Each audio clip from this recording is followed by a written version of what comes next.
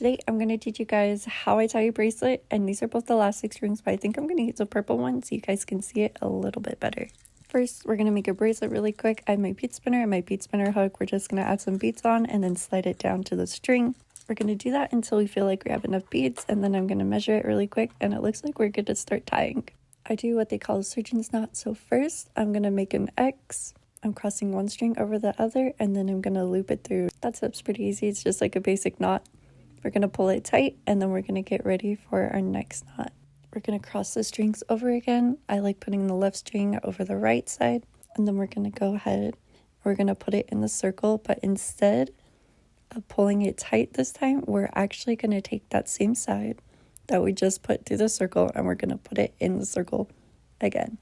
After that, then we're going to pull it tight, and then we're going to make that same exact knot again. So I'm going to grab both my sides. I'm going to take that left side over the right side.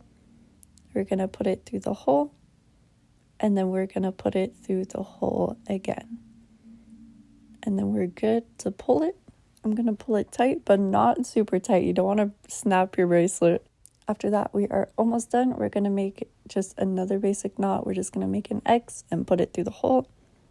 We're going to pull it tight, and then you can add another one for safekeeping. I like doing it. I feel like it makes it double extra secured. Then we are good to cut it, and you guys are all done, and we have a super cute bracelet.